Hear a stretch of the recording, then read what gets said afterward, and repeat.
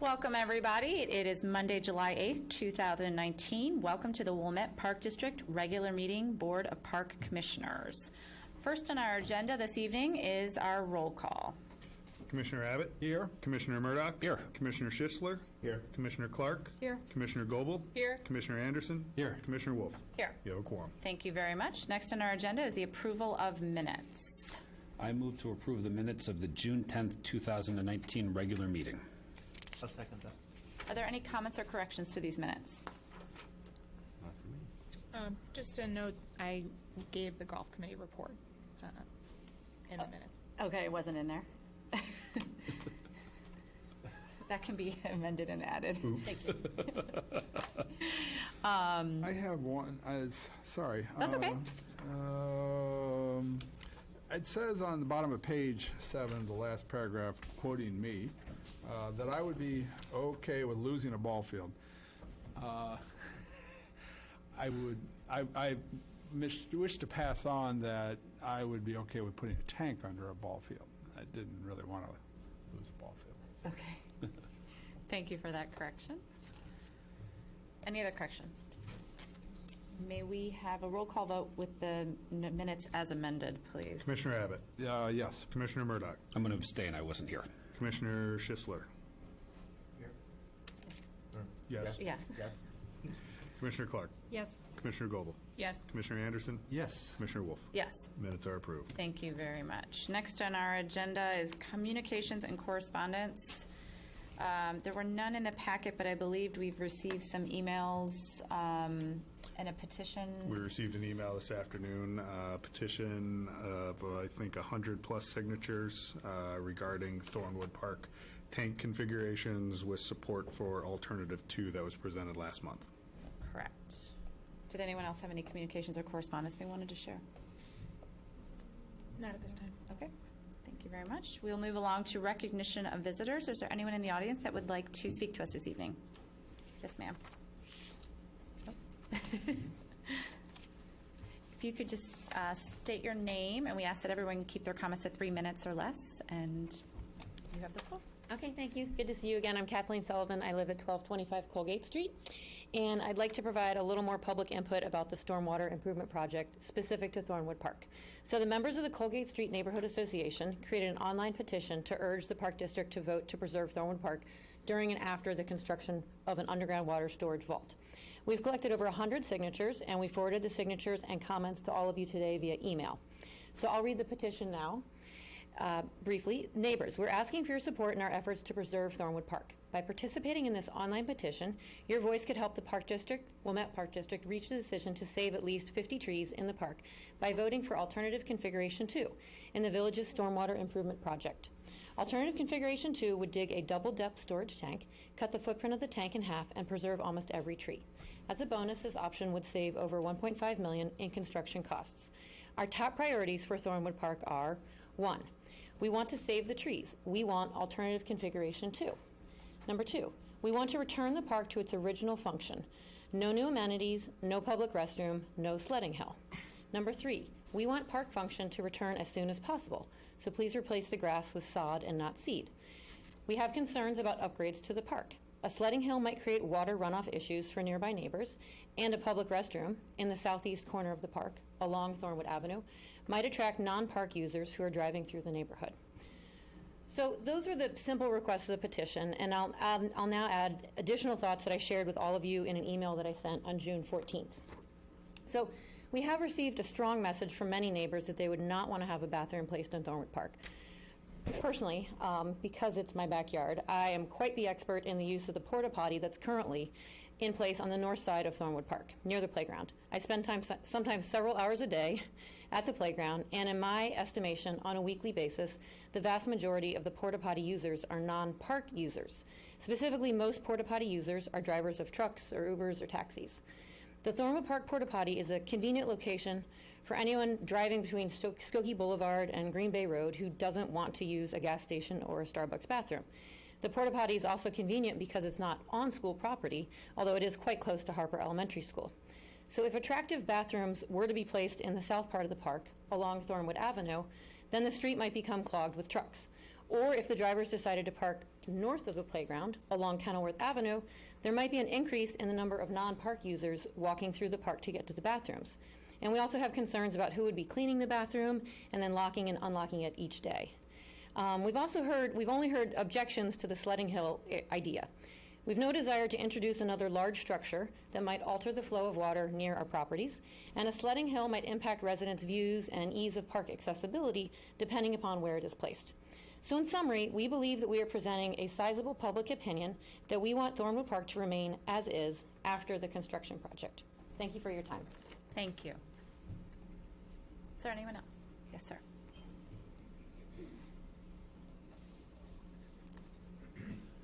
Thank you. I'm Larry Mages. I live at 216 Linden in the Village.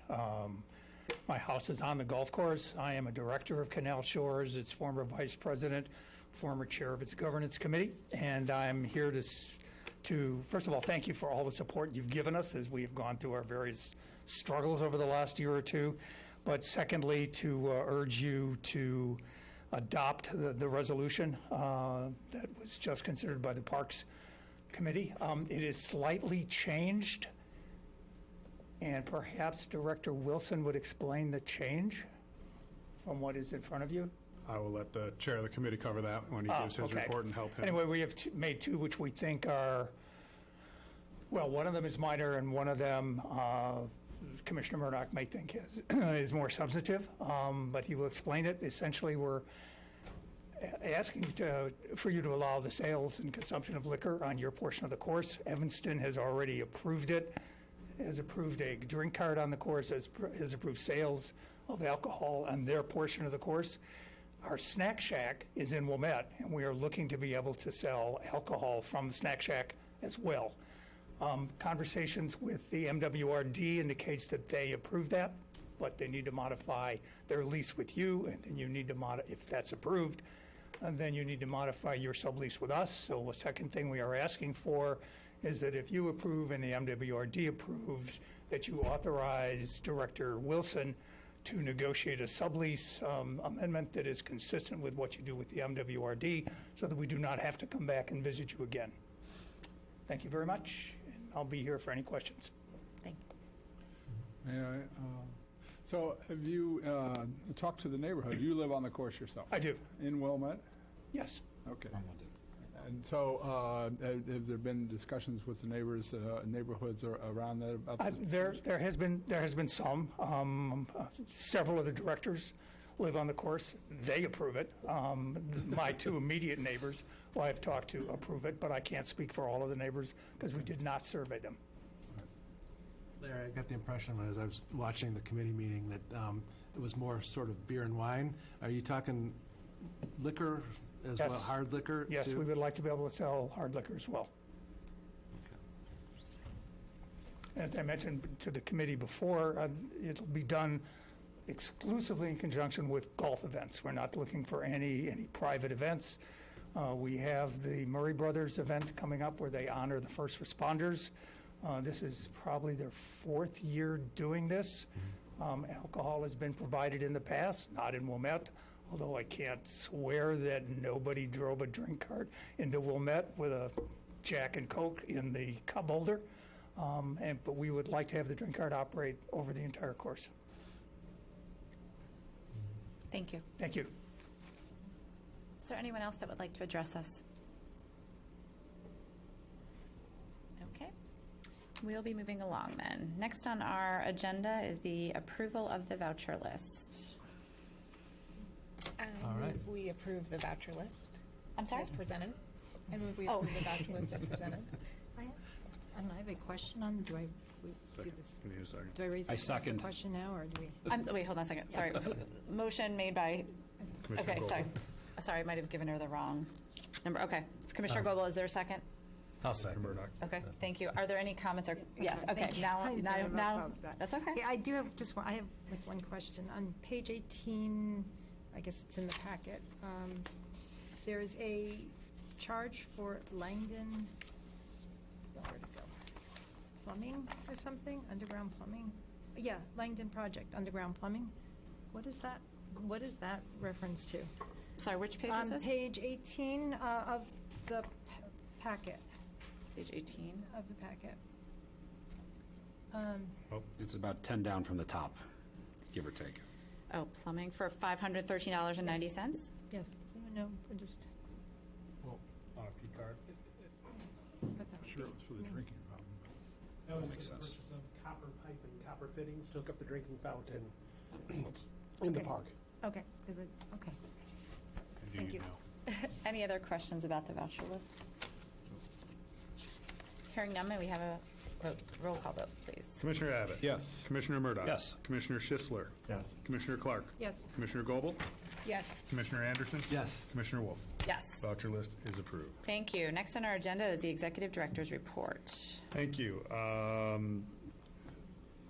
The start of my report discusses stormwater, but we'll save that for when we get to the agenda item. Mainly, the big event lately, we had a day of festivity celebrating the independence of our country last week. July 3rd started with an early morning jog, 5K, reimagined our run a little bit compared to how we've done it historically. 4 miles on the 4th became a 5K on the morning of the 3rd. We've added food trucks and a beer tent and an upgraded swag bag, and the results were increased participation, which was our goal. We were over 300 participants across all age levels, and we've received very positive feedback. After that, we got ready for the afternoon that kicked off at 4 o'clock and went till about 10 o'clock with entertainment and food and rides and carnival games and bouncy houses and face painting and fireworks. And the event went extremely smoothly this year. Very little to almost no incidents to be reported. And as always, I just want to thank all of the support from the Village of Wilmette by way of the Police Department, Fire Department, Public Works Department, any and all people involved. Also, we could never get 20,000 people to Gilson Park successfully if it wasn't for the Pace Bus Service and all they do, getting people from Eanes Plaza to Gilson and then back safely and successfully. It really makes for a wonderful event. And then, of course, the staff of the Park District. There's reasons to be proud every single day of the year, but this is a day where we put our best foot forward, and it's pretty amazing to watch. So that wraps up that item. Looking forward to your agenda items. As mentioned during public comment, you have a lease amendment with the MWRD for Canal Shores to be allowed to sell and consume alcohol in the Wilmette portion of the golf course property. Also, under the Real Estate Committee, you have a resolution to petition the courts for the sale of land along the Green Bay Bike Trail. This is the last remaining parcel. All other parcels of a similar nature were sold in the 80s or early 90s, so this would complete all of those parcels being adjoined to the property owners next door. And then the only other action list item coming out of the Parks and Recreation Committee, we have a surplus ordinance, which is the typical act of when we replace equipment, we have to authorize the disposal of the piece that is being replaced. And that's it. Thank you. Any questions for our Executive Director? I personally would like to thank our Executive Director and the entire staff for an amazing 3rd of July festivities. They go above and beyond every year, and this year as well, and it was just spectacular, and it was so fun to see everything down at the new beach house. I was impressed with how much our new pedestrian path and bike path got used on the 3rd. That was a great way to get people out of the park, and it was safe and well lit, and so thank you. It was awesome. So thank you. And I would echo that. Phenomenal event by the staff, no question. Agreed. It was great, and I especially love the shirts. How was emptying the parking lot? How did that go? My perception is it emptied very It emptied quickly. fine. Yeah, Very quickly. no worse, maybe even better than in prior years. I felt like it was better, yeah, especially was since better. the pedestrians went up that I other was way as opposed to surprised going how up Lake quickly. Avenue. It seemed like it was smoother getting out. Mm-hmm. So, well, thank you. We'll move along on to committee reports. First up is the Lakefront Committee. Lakefront Committee, well, we were busy. The project is complete. Again, thanks to everybody and involved with the project. I think it's extraordinary. I spend a lot of time down there now because I just love it. The staff is considering some tweaks to the project, things like a stop sign, Sailing Beach gate. These are minor tweaks, some signage, things that might help improve. But otherwise, the project is complete. Landscaping is in. Langdon Beach has been closed. I think we're all aware of that. We had a discussion about the erosion, shoreline erosion, and it was the committee's recommendation to staff that we look into sending out an RFP for a shoreline erosion consultant who might be able to identify if there are options, what they might be, the feasibility of options, the cost of what they might be at, and that we would look at both Langdon and Gilson. We don't know if there are things we can do. The water is up and the water continues to rise. So we've already seen an interruption of operations at Langdon. So we thought we should get out ahead of this and see what might be possible.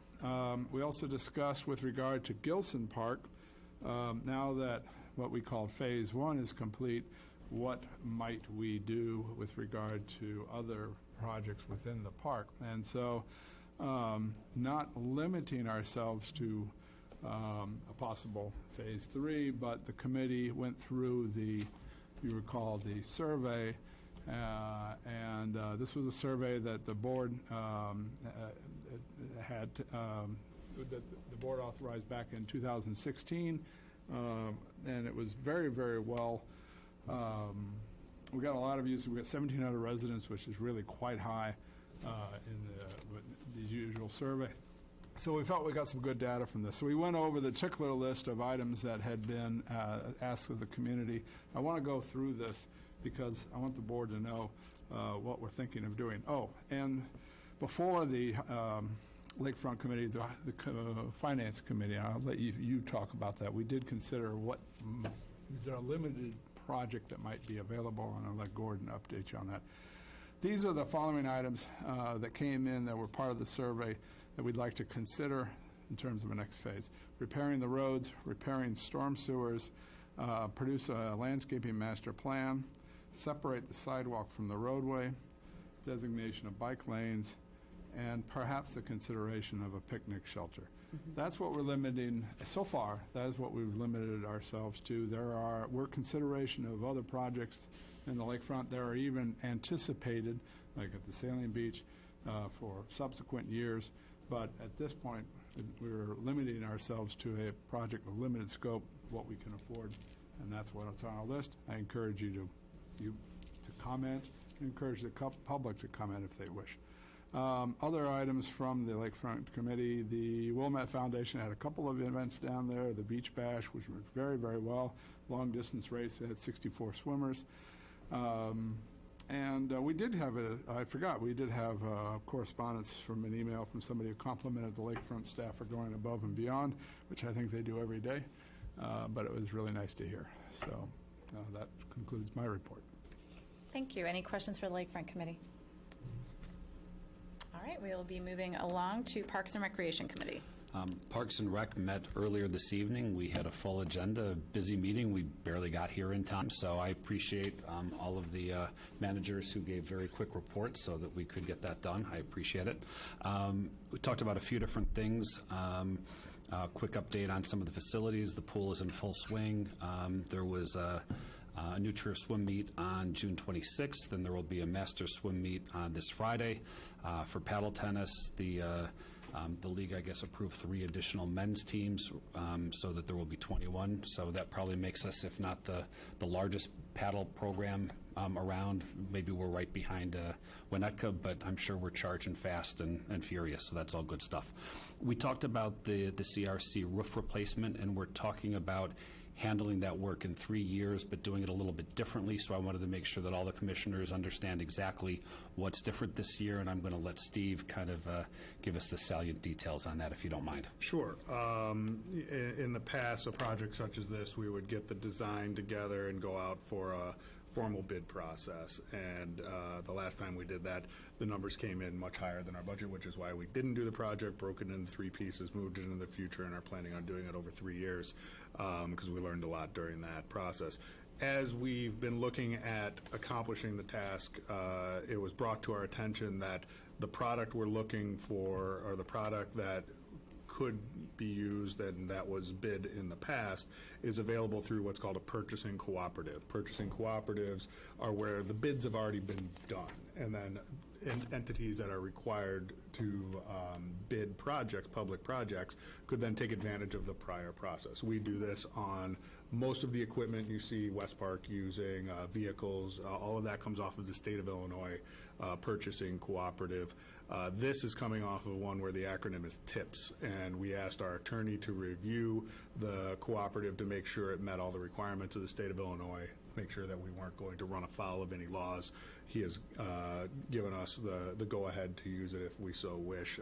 Because it was such a departure from how we would typically do a project like this, and I know there's been plenty of discussion in the past over the bid process and the number of bidders and how we get the bids out, we didn't feel comfortable just doing this without having the conversation with the board. So that's why we brought it to the Parks and Rec Committee. Was the committee's recommendation then to go with this process of doing the cooperative? The committee did not take a formal vote, but all three commissioners were comfortable with the process. Is there anybody here that has further questions regarding this? And staff feels comfortable Absolutely. with doing it, and our attorneys and Yes. everybody We doing the work? wouldn't have brought it forward. if we Okay, didn't just think it making was okay. sure. That's good. On the record, yes. Okay. Great. We also discussed surplus property. We have a turf batwing mower attachment. I don't pretend to know what it is, but we have an extra one at this point. Oh, it And comes down, we've the mow? Oh. we've purchased the new one, and so we have a surplus old one, and we would like to sell it. So in order to do that, I believe there has to be a motion that I believe Cecilia is going to make. Yes, yes. Okay. Commissioner Clark, forgive me. I move that we approve resolution, I'm sorry. Okay. Resolution surplus property ordinance 2019-0-2, which would be for the sale of our extra surplus batwing mower. Is that right? Yeah. I'll second it. Are there any questions? This is something that is regularly done by the Park District when we get new equipment and we sell our old equipment. Any other questions? All right, may we have a roll call vote, please? Commissioner Abbott? Yes. Commissioner Murdoch? Yes. Commissioner Schisler? Yes. Commissioner Clark? Yes. Commissioner Goebel? Yes. Commissioner Anderson? Yes. Commissioner Wolf? Yes. Ordinance is approved. Thank you.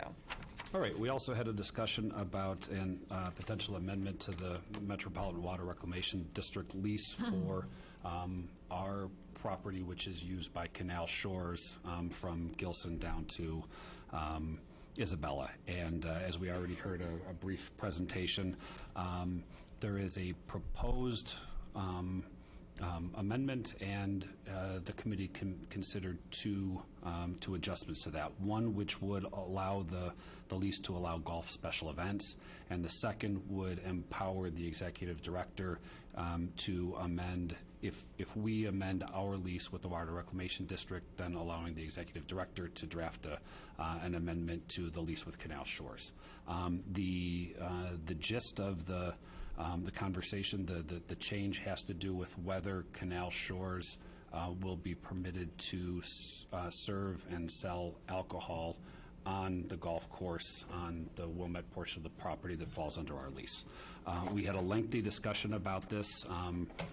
Two commissioners supported the change. I did not. But I think we as a group should have a discussion about the pros and cons and then make a decision to move on. Okay. Does anyone like to open up the questioning or discussion?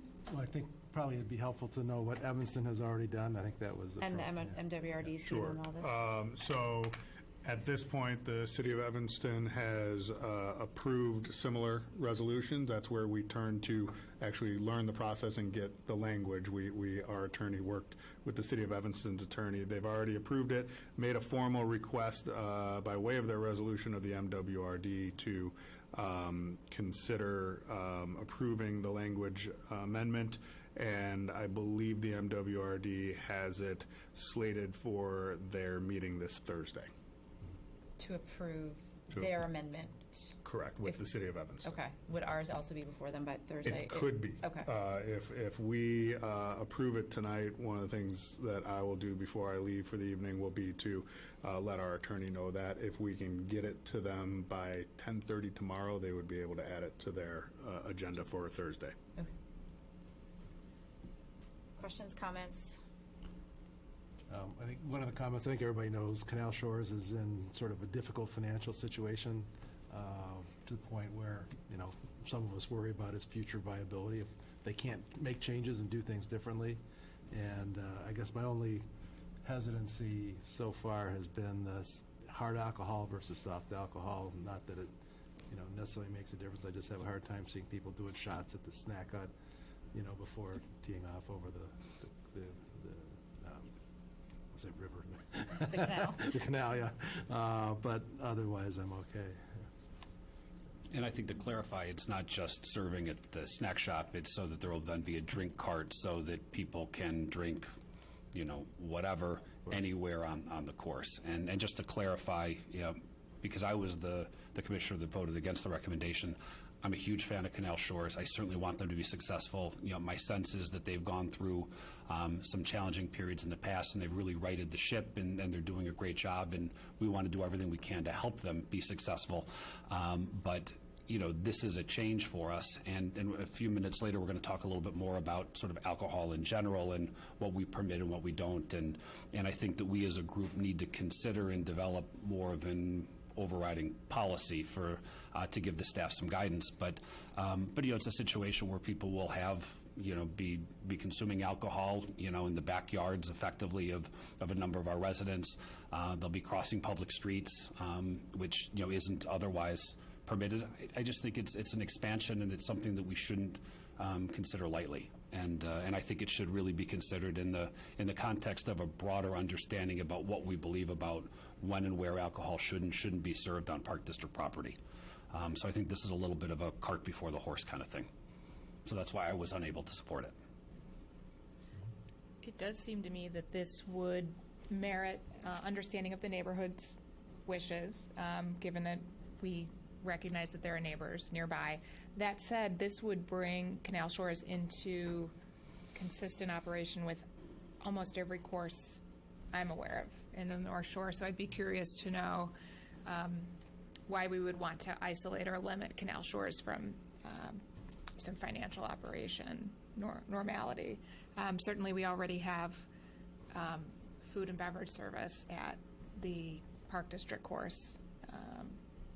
So I'd be interested to hear more from the rest of the committee to understand why we might not. I almost think of it as an expected occurrence Right. on a golf course. And it's really the exception to not do it Sure. rather than to do it. Too. I mean, I was in favor of this for reasons for support for the Canal Shores, and I think I'm the one who always brings up the sales tax aspect of it for Wilmette as well, that there's a benefit in that by not having it, we would be losing and some of that to Evanston, because the carts can be set up right on the Evanston line, but not on Wilmette's property. And I think there's also just some consistency along the golf course, because I doubt then that if someone goes in Evanston and has a glass of wine and is on their cart, they're not just going to bring it into Wilmette anyway, and it could create some. It could create issues, and it just is not. I don't see a reason necessarily to have that limitation. I do sort of agree with Mike, though, that it may be up to that as a board we should probably develop more of a policy as to Park District lands, what the availability and when alcohol can be served or not served, and on that line, along that line, I think that would be a good idea eventually for us to discuss. Brian, did you have any thoughts that you wanted to add? Well, I'm neither a golfer nor a drinker.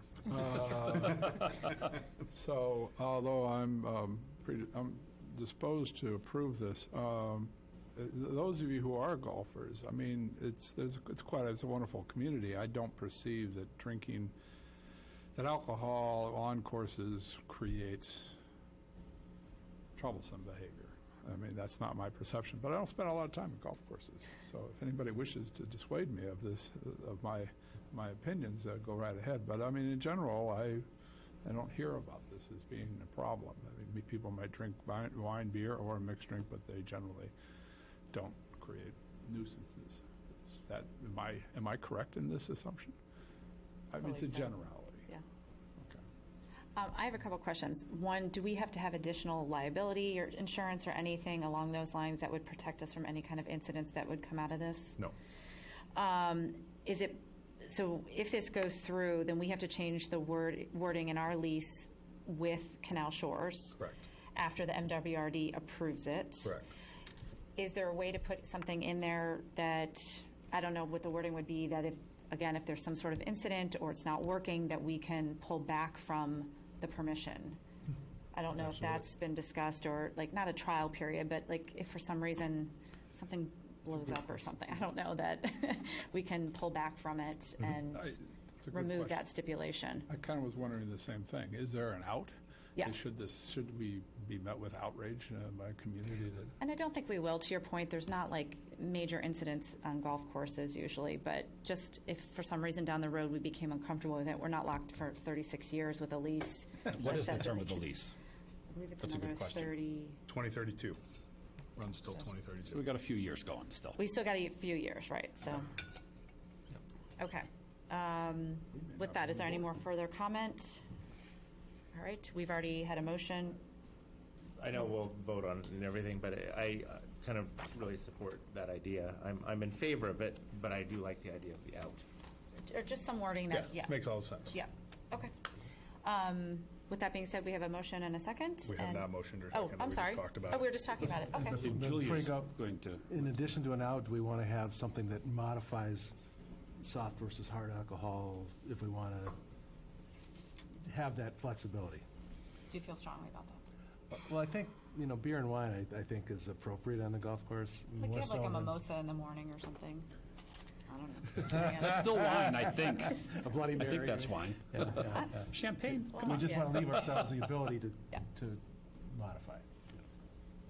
So, Not saying we will, but you would if like we're it- going to have an out, do we want to give ourselves some more flexibility?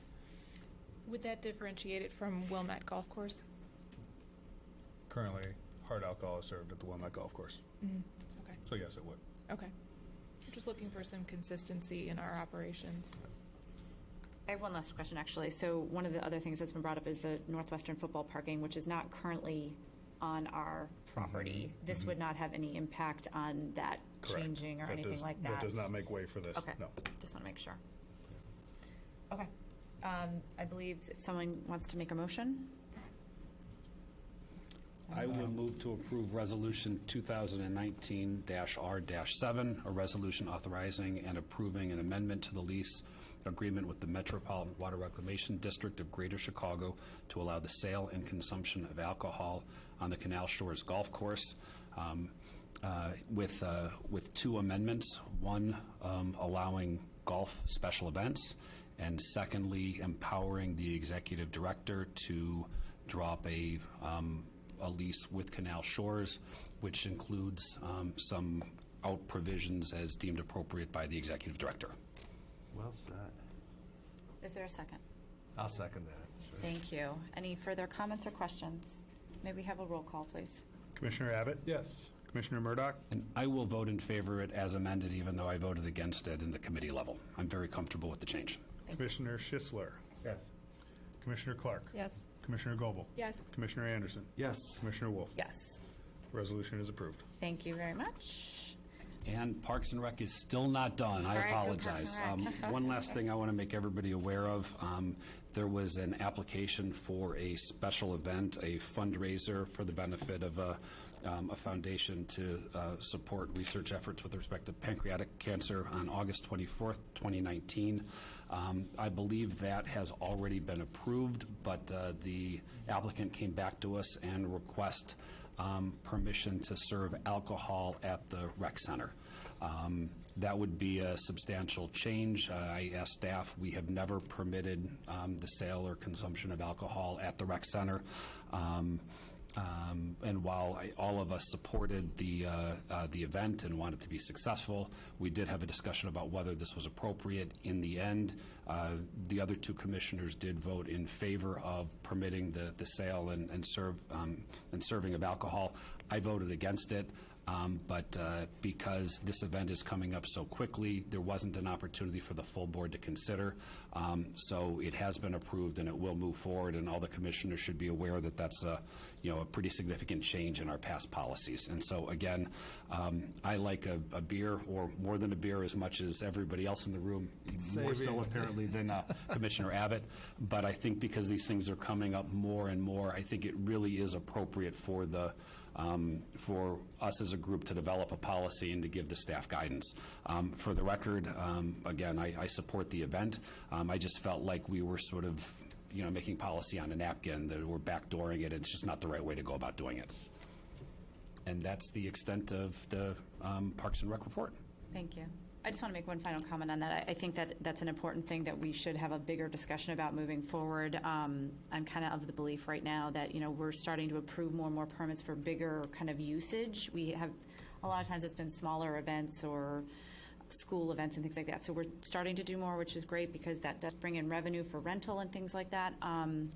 So it's something that we need to look at and kind of take it on a case-by-case basis at this point and go from there. But thank you for looking into that and making us all aware. So Steve, that would probably go through the Financial Planning and Policy Committee then? So as I stated in the committee meeting, there is a policy. Right. The policy is alcohol is prohibited from the parks unless we permit it. So we followed the policy by taking in a permit and approving it at the committee level. So if we want to look at the policy that prohibits it unless we permit it, then I'm not sure there's much of a discussion other than maybe what kind of framework we want to put around the types of requests. So it really isn't even a policy discussion, it's a practice.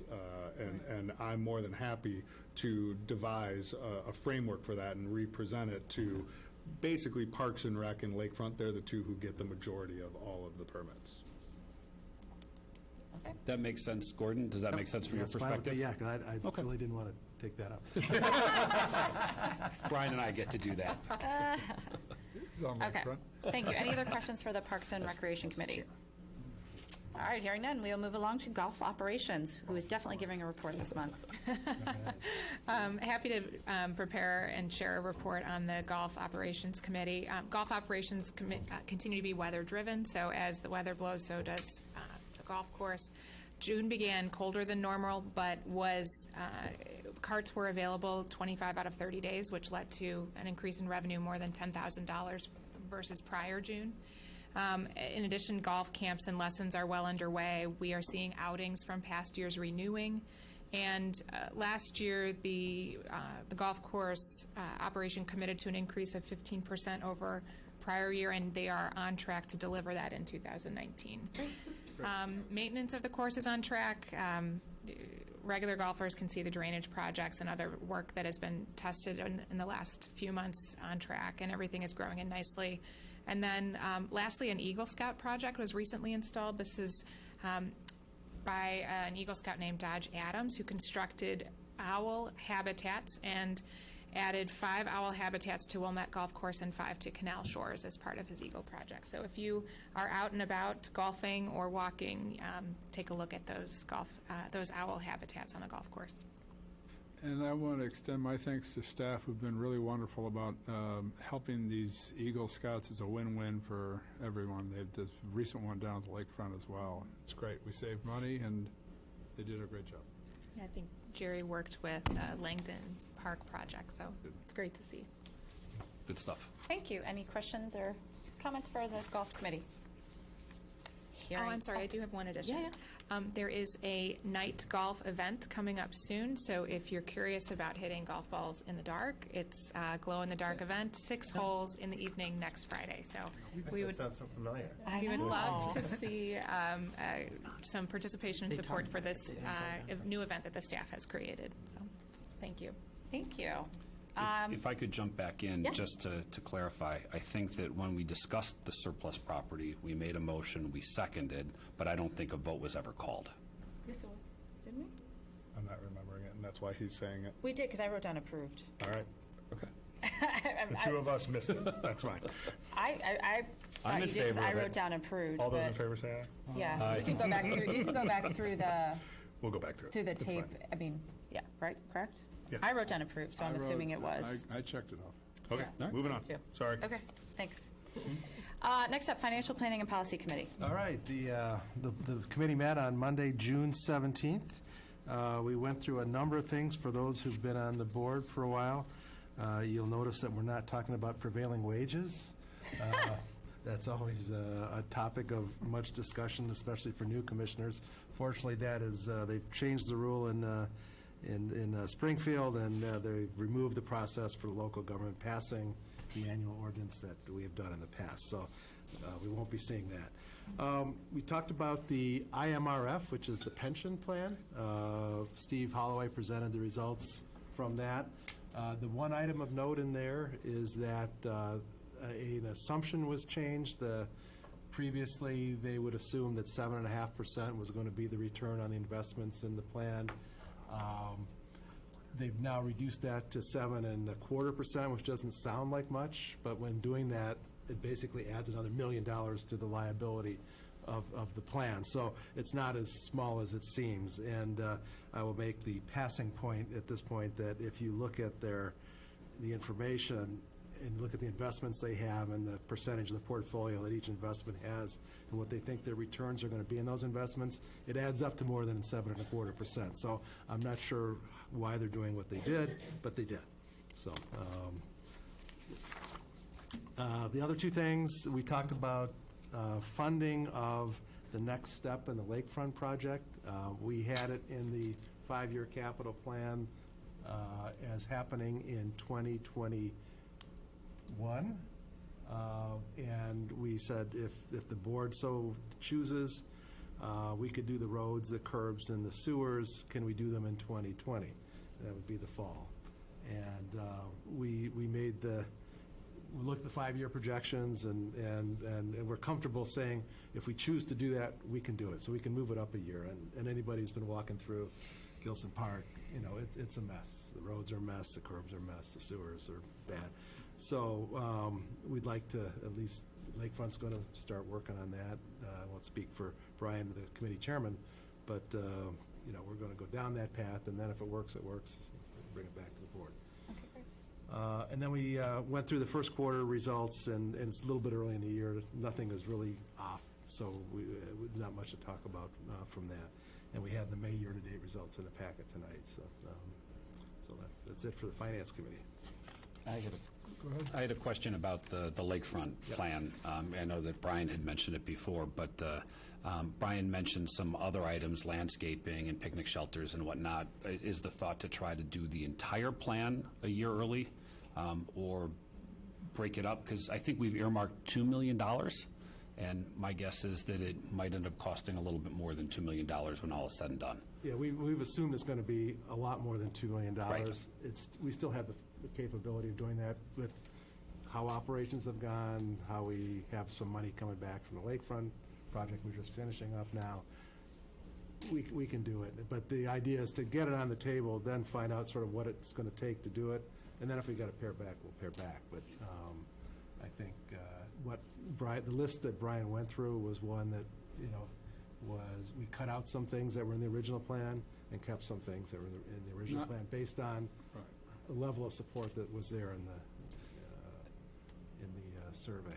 And not everything that is necessarily cut out. We only have so much money. We get more money as time goes on, so we're trying not to put ourselves in a bad financial situation by over-authorizing too much work at once. I did want to mention, I forgot to mention it, that the Lakefront Committee did ask staff to pursue some RFPs for consultants to help us with this planning. So, Help with the planning of the Phase 2? Phase 2, exactly. And just to clarify for the four of us who weren't involved with some of the prior planning, do we feel like we have ample community input on what needs to be done at this point? Or how is that process going to work moving forward, I guess I'm asking? I think that we completed a community-wide survey in 2016, like Brian mentioned, and then obviously any process that we go through will have an opportunity for the community to give input. on what we're doing. So I don't think that we would be leaving them out in any way, shape, Oh, or I form. wasn't implying that, and I apologize if Yep. that's what. No. My question was, because obviously we've followed a fairly rigorous process in the past. At this point, we'll probably do this at the Lakefront Committee primarily. Right, and then any major decisions be brought to the board to Of have a course. bigger discussion. That makes perfect sense to me. I just and- wanted to clarify. And these, I feel like this kind of phase two is not the glamorous stuff. It's, Right. roads and sewers, which is, not as pretty and, Some of us sorry. like that stuff. Some of us like that stuff. But I think this is a really good opportunity for our engineers really and important staff to have a lot of input and letting us know what needs to be underground that we can't see, that kind of thing. So there definitely will be a chance for everyone to give input, but it'll be a lot of driven of what's needed there. And I asked the question very badly. What I was trying to get at was that we can move this quickly, and we can perhaps move this up a year and get this work done. That's the intent. I mean, the idea was, can we do it financially and still stay within all our parameters? And the answer is yes, we can. Now, let's start to move on. Yep. And sooner is better than later, absolutely. Of course, Yes. as long as we can financially do it and physically do it, so, yeah, Good stuff. good. Any other questions for Financial Planning and Policy Committee? Thank you very much. We'll move along to the Real Estate Committee. Okay, had a meeting on June 24th, and just a couple items on there. One was the discussion and I think the formal recommendation to take it to the board for the sale of the surplus property along the Green Bay Trail there. We had talked about it a meeting or two before at another committee meeting, and that was sort of a non-issue, I think. It was pretty simple.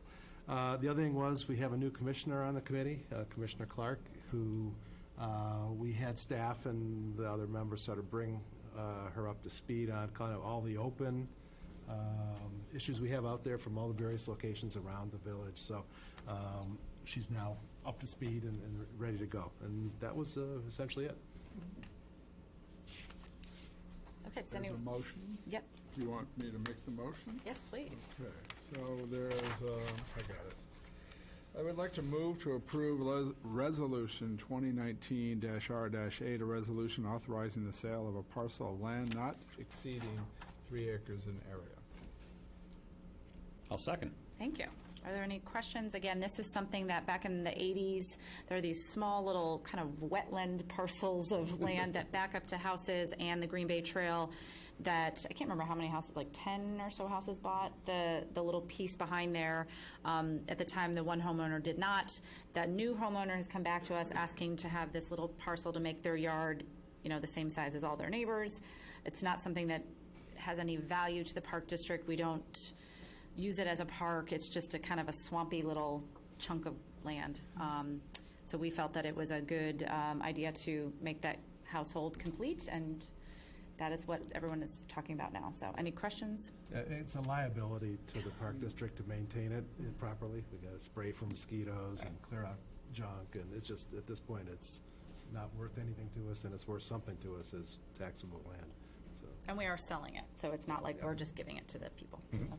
Right, we have not been able to maintain it the way it needs to be maintained. It's in a very inaccessible place for us, but quite accessible for them. Correct. All right. Any other questions or comments? May we have a roll call vote, please? Commissioner Abbott? Yes. Commissioner Murdoch? Yes. Commissioner Schisler? Yes. Commissioner Clark? Yes. Commissioner Goebel? Yes. Commissioner Anderson? Yes. Commissioner Wolf? Yes. Resolution is approved. Thank you. Anything else for the Real Estate Committee? Nope, hearing none. We will move along to unfinished business. Stormwater update.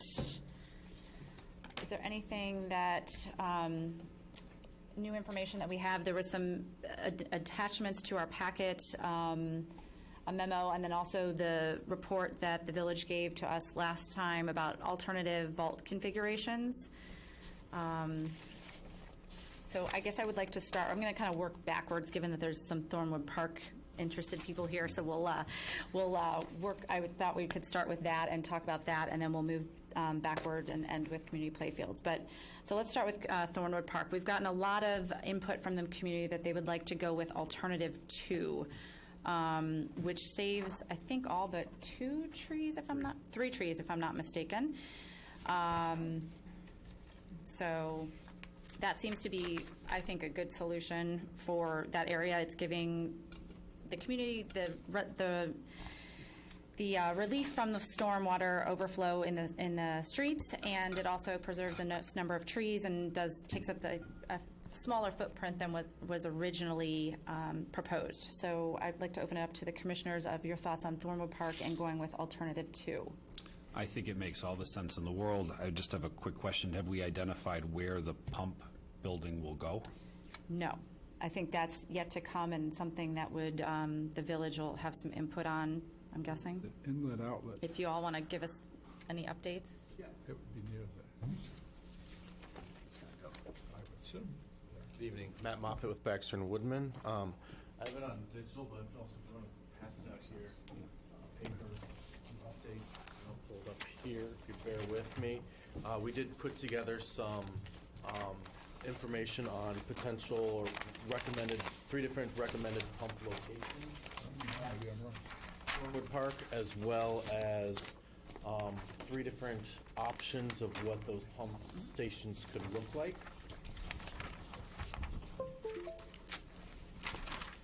The 3 different alternatives of what it could look like are the same same configuration options for the 3 at the 3 different locations. Oh, I'm sorry.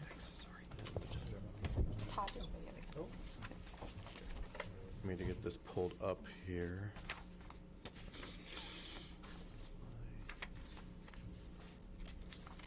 And while you're doing that, as we look at this, so there will be some, almost like a sidewalk leading up to these pumps? It would be an access drive for a vehicle, as maintenance would need to be on site at least once a week in general. And if we did not have some sort of roadway or path for the vehicle to get to the pump station, then we would expect some significant rutting and disruption of the field surface. Pull up the pump station location. So of course, putting the pump station further back in a corner might initially seem ideal, but then we also have to understand that adds the need for roadway or the vehicle path. If we can get this blown up so we can all see it a little better. Okay. Matt, looking at the locations, it seems that 2 are quite close to homes on Colgate.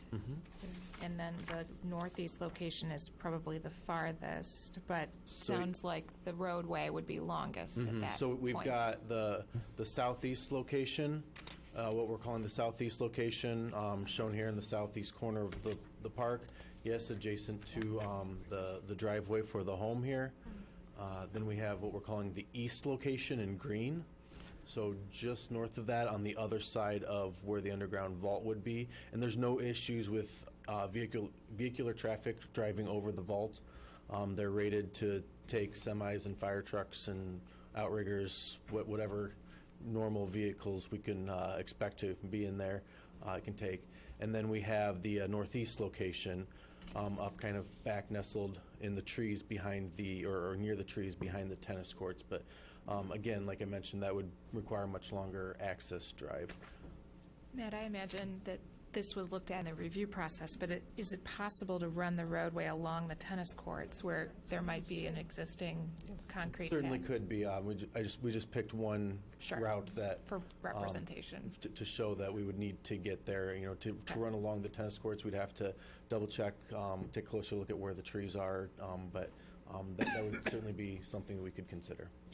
And another, there by the 2 ball fields, in between the 2 ball fields.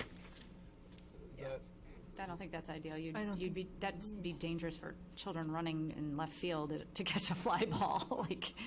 That doesn't seem very. Well, I think an alternative 3 will have kids out in the outfield there, so I mean, but back to Julia's point, if there's a way that we could, locate the pump away from, neighboring property, but find a different access point, that would probably be ideal. But I think that looks like you'd be removing trees then. Can it go next to the baseball field in the lower left of the diagram? I assume it has to be near the vaults. It has to be touching the It vault. can't be like up Needs to here. be near the inlet, outlet. As I kind of mentioned last time, we technically could locate the vault anywhere on the property. The further from the vault or the further from the inlet outlet raises the cost to pump the water further and additional piping to get the water from the vault to the outlet or even from the vault to the pump station itself. Regarding the concern of being near the home there, in the question and answer response that I believe was included in your packet, the decibel levels of the pump running, I don't have that open in front of me, but I remember it was similar to that of a whisper from 20 feet away from it. Was it 20? 20 or 30? Very quiet, yeah. Which is very quiet. You'd have to really be standing right next to it and listening for it to notice that it was running. The generator, on the other hand, if a generator is running, it's a large diesel engine, and it would sound as such. Again, this generator would run only in the circumstance of our vault is full and we've lost power, which I would not expect to happen all that frequently, but it is a possibility, which is why. But you also have to run the generator, the backup generator, like weekly, because I maintenance, mean, that's my correct. neighbor Yes, has yes. a backup Thank you, generator, thank you. and I do hear it. I can hear it from pretty Yeah. loudly. True. So, With the southeast location, what is between that blue circle where that possible location is and the next house to the east? Is there a fence? So if you look at, and let me pull it up, if you look at the renderings of the southeast location, you can kind of see there's some vegetative screening that the property owner, presumably property owner, has installed along the west side of the driveway. And then the driveway and then the home. That would be in the yard. There's the house. one other question, you have it on the east side, the southeast. Could it be just moved a little bit further? I mean, you have that access road, and you always have it to the east side of that access road. Could it be ever moved to the west side? Is it, I mean, the access road may not be, so we just shift it over a little bit? We certainly could move it over. We kind of picked that east side there because the property owner, there was already some vegetative screening there, and we thought, to add some vegetative screening could blend in with that and not be so conspicuous. And if we put in the west or in the south, it would be more conspicuous. Certainly, kind of centered south where there's already a curb cut could be a nice location as well, kind of in the middle of the park along the south. Trying to talk and find this as I go. Yeah. But And while you're doing that, if I could just clarify, I understand the village is looking for some direction from us in terms of the general location and the size of the vault. Do we need to get into the location of the pump at this point? I think that's a great question. These may be 90% design questions that we're asking, and we really only need to perhaps Right. move the process forward, knowing the village and staff will make these decisions wisely. Right. Well, and we're just seeing it for the first time, and I think even the neighborhood might like to Yeah. comment on it. But I think we want to be able to give the village some direction tonight, and it sounds like most of us are comfortable with this alternative, which creates the smallest footprint but does involve a pumping station. Do we need to do more than that tonight, I guess, is my question. We do not, no. We just need to give the village some guidance on where to kind of configure the tank and where. I don't think we need to go beyond that, is my So, understanding. President Wolf, should we reach a consensus on which configuration? We could definitely do that. This, again, is alternative to, we're not looking at this, we're looking at from location, the yes. previous, the location. This shape. Keeping all the trees, except for 3, would be removed with this current design. So does everyone feel confident in the consensus that this is where the tank would be placed at Thornwood Park? Absolutely. I feel very Yes. comfortable, given Okay. that it meets the neighborhood wishes and Yes. our requirements. And then as far as the logistics of where this pumping station is going to go, that can be figured out at a later point. Yep. I did want to note, I don't believe there's a desire to put a sledding hill here. So I know that has been a concern of the neighbors, but I don't think that is any consideration. And given where these locations of these pumping stations would be, I don't know how you would do a bathroom either, to be honest. There's Right. no way to Agreed. do that in either of those locations, any of these Except I'm locations. wondering by the tennis courts, because there used to be a bathroom by the tennis courts previously, many years ago. Many years ago. Yes, there was. I believe on the Yeah. north side of the tennis courts. Or maybe further different, okay. I knew it was back then. Which is something that could be discussed further down the road. Well, yeah. Okay, so everyone consensus that this is Thornwood Park? Comfortable, Brian? I'm comfortable with what we call alternate 2, which is the double-level tank Yes. with the pumping station. That configuration of the tank, I'm very much supportive of. I think the neighborhood has expressed their almost Yes. unanimous support of that Yes. configuration as well. Agreed. Okay. All right, that is Thornwood Park. Next, we'll move on to Hibbard.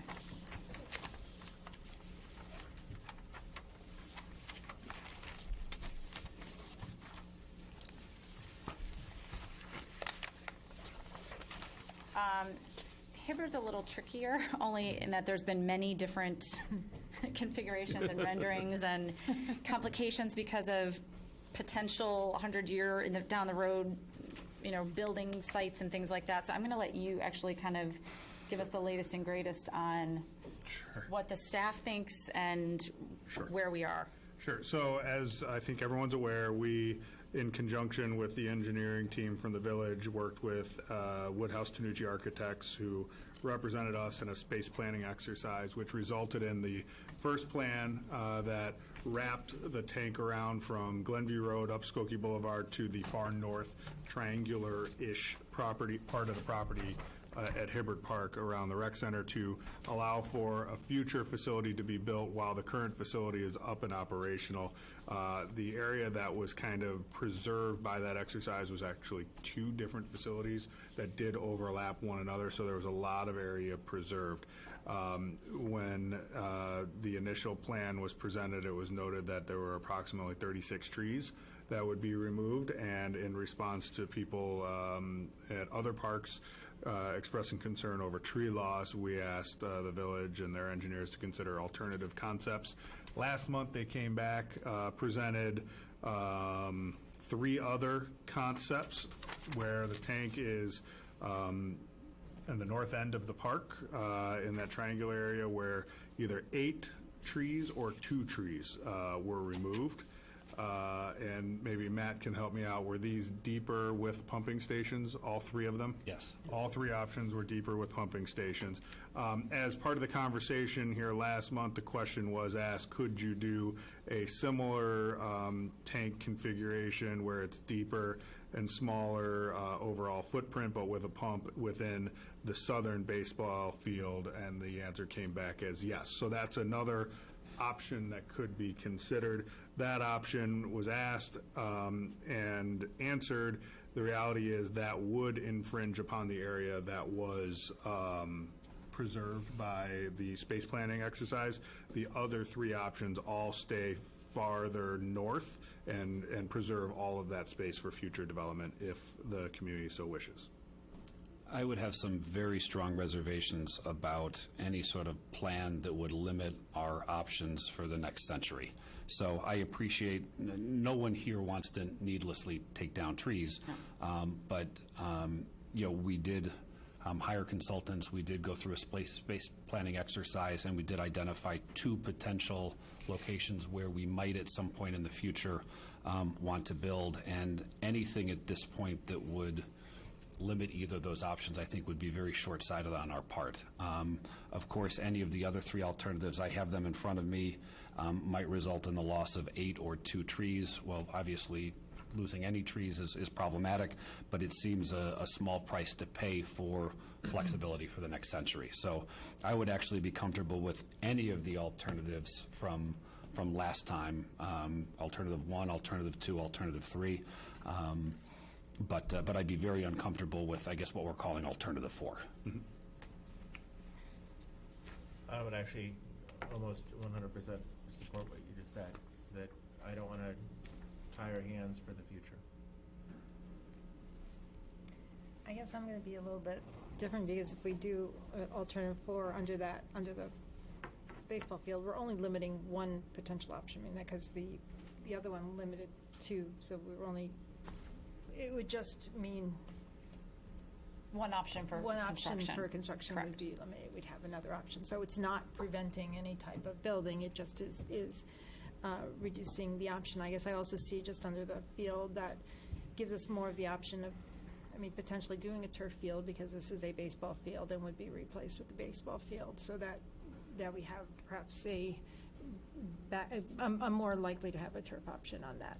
I suppose my only other question, and this may also limit a little bit more, but is, do we want it to be a pump versus a gravity drain, and is there a potential, if we use the baseball field and then continue slightly along, continue up, is there an option of having enough of a stormwater vault that would be able to be gravity driven, big enough to be gravity driven without being as deep? Do you know? I mean, so it wouldn't be going up the entire side along Skokie Boulevard as like the original configuration, but would that be at all possible, using the baseball field and then continuing north?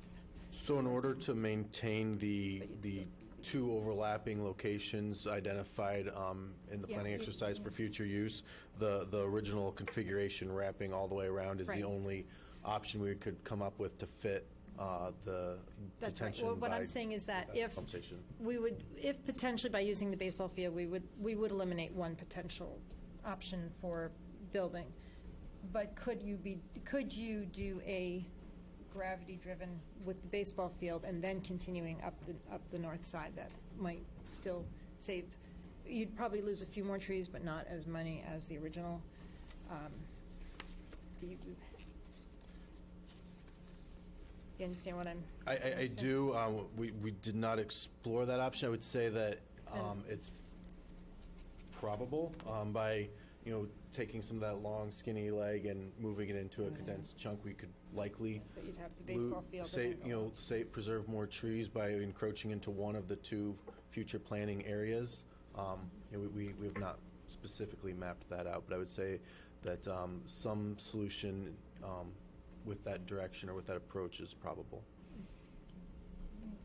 I just have to say, like, if you kind of look at the structure that's there now, the community center, and like were to put it anywhere else in the park, that exact kind of rectangular shape, it only fits like where that northern baseball field and tennis courts and things and playground are. Like, there's not, I mean, I know it could be. Rebuilding a community center, wouldn't necessarily have to take this. Agreed, that footprint. shape, I'm just saying, but that size kind of area. I guess I'm saying we may not necessarily even need, well, we did do that exercise as to how much area, but, so. Is it true that we are looking at a pumping system no matter what at Hibbard? Unless we go with alternative, the very first original The original plan. Right. All the others are pumps. If, Which, I had moved on. I didn't know if anyone else had. Okay, we all moved which on. if we had to put a pumping station where like the inlet and outlets are kind of now, they wouldn't be, they could be off to the side where it wouldn't be impacting a baseball diamond or things like that. Right, and we wouldn't have any, perhaps neighbors to consider or It noise. would be on Skokie Boulevard, and then, yeah.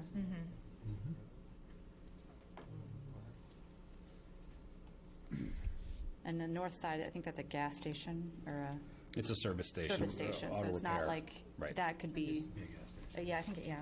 So it's not like that's a house right there. Right.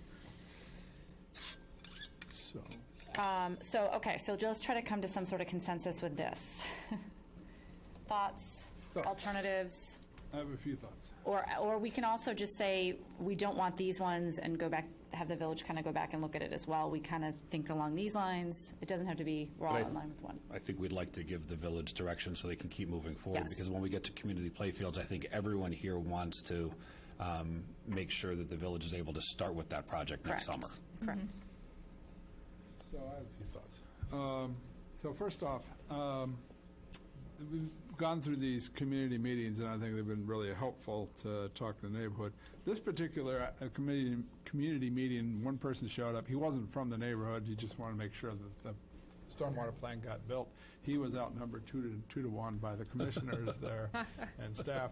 But he just wanted to make sure that it all got built. So don't have a lot of community input on this. So I think that, and this one's a little tougher, but I think that what I read into that is that the board is kind of can make a determination based off of our future needs on this more so than other parks. That's what I got out of that. I am definitely for the double level because I just don't think this park has enough room for a single level tank. So that gives us alternate number 1, 2, 3, or 4. I would certainly that original, which had 36 trees removed, that was very hard when we went out there. Mike and I walked around the field, and it was like, no, that's just too much. So these configurations, these alternates with the reduced number of trees, and I'm going to include what we're calling alternate 4, which is the ball field. All of these are moving in the right direction, and I think they're still preserving space for future development. I don't have big, strong opinions. I am leaning towards the ball field because I still think we've got plenty of room. I think ball fields, it just kind of makes sense to put the tank there. But I can get behind any of these. I'd like to hear other commissioners' comments.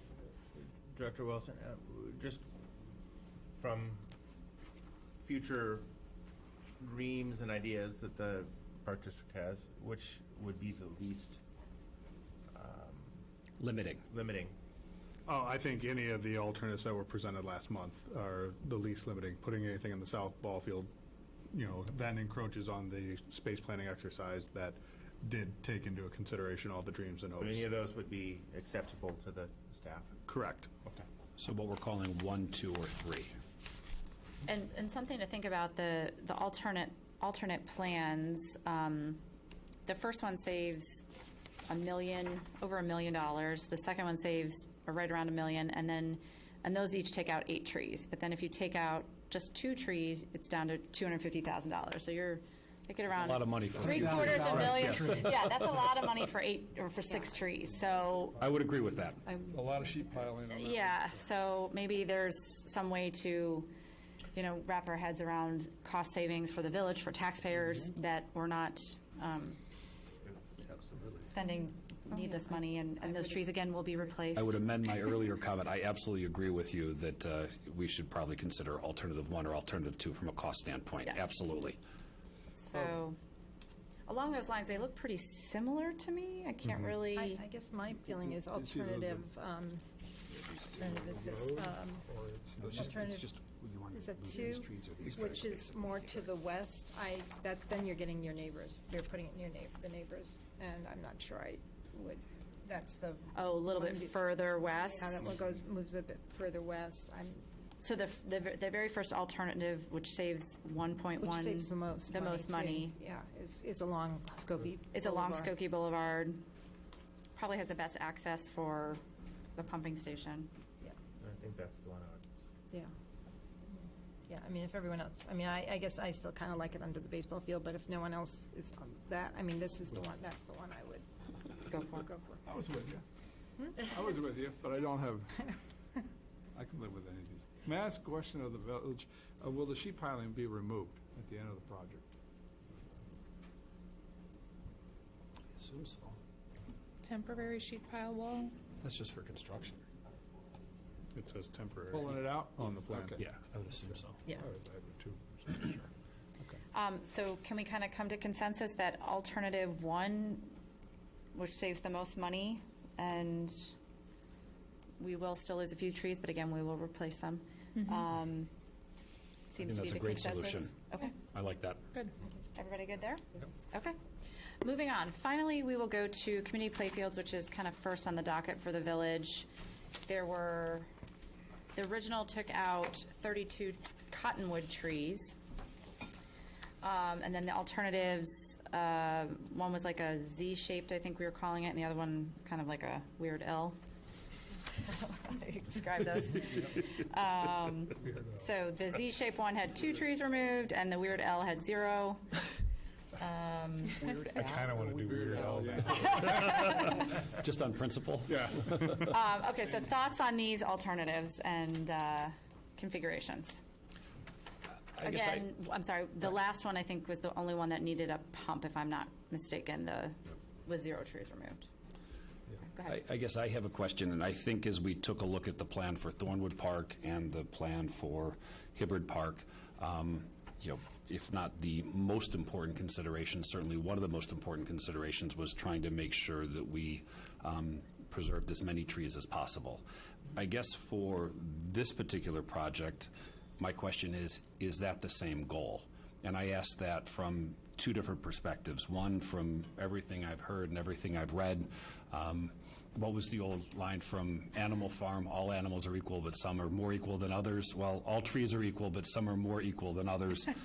My understanding is that, oak trees, are very valuable trees. Cottonwood trees are not very valuable trees. And not to say that any tree isn't worth preserving, but there's questions about their durability, the fact that the village won't plant them in the parkway. There was a rumor about perhaps a fire safety issue with some of their cottonwood droppings. I guess my question is, are we looking at these trees the same as all other trees? Is that the overriding goal of the design here? And secondly, given that these are our community playfields and we have this once-in-a-generation opportunity to expand the footprint, to allow for future programming for generations to come, to allow for field rotation, for grass turf rejuvenation, are we looking at this one the same as the other 2? I'm not, but I just want to see what the other commissioners are I looking think at. that we really have the opportunity to get more utility from this field. Exactly. And to perhaps get more fields, more usage. I mean, you have 2 schools there that use it on a regular basis. You have all the soccer and other sports things happening there. I think we have an opportunity to actually get more utility there. With the current... With perhaps removing some of the trees. Well, you'd remove all of that. We'd have to Or remove all the all of cotton them. groves, so raising that. I mean, I have think you... that's a great point. Stephen, I apologize. I think this actually has been asked. Have you gotten any feedback from District 39 about this, about putting a tank there, and because that would give them more of a feel, because they can't really use this area because it's always so wet. Yeah. If you've answered. I think you may have answered, but I Correct, apologize. I have, and the conversation was very informal. It wasn't an official ask by me, but the answer really was there's many days that they cannot do gym programs and recess in that area because of how wet and muddy it is, and of course they would like drier, better areas to do those things. Won't this project improve those situations regardless of the configuration? I think that's probably a question better asked by, to the engineers, because in our question and answer that you all have, there was discussion about this detention area being a part of a permit with the MWRD with a prior expansion of the school, and that the flow rate is regulated by way of that permit. So I don't think unless we make changes to these configurations, it necessarily would. I think the response to one of the questions I asked is, would water continue to collect there with the Z shape? I think the answer is yes, that the water would still continue to collect there. Part of the reason I think it Are we getting collects, that if anywhere I'm not close to mistaken, is that there's a dip there It's a anyway. detention Can we pond, put yes, the it is. question It's to supposed the to collect. village? Right, because it's the runoff from the school. That was part of the permitting with the MWRD, that they have this area to hold that water. But it could be something that, as we're looking at this project, that I believe an additional vault or something else could be put in place to hold that water instead and make the land more usable. Yes, that's correct. So the permitted detention area currently is basically where the trees are. If you've been out there, kind of the southeast corner, you may notice there's a little bermed up area that's designed to hold the water in there. There's a storm sewer network that runs under there to allow that to drain at a controlled release rate in accordance with the permit. That area, unless we move that detention as part of this project or some other project, that area will continue to pond water as it's designed to. The areas outside of that detention facility that may pond water stay wet as part of this project. Something we certainly could look into is adding drainage outside of that detention area to help dry up the rest of the field. As we've discussed, some of the options, potential improvements. But if we were to install the square-shaped vault as originally proposed, eliminating the Cottonwood Grove and that detention facility, we would have to reconstruct that detention facility underground or in another location, hydraulically separated from our main vault. But it would give us more usable play fields there.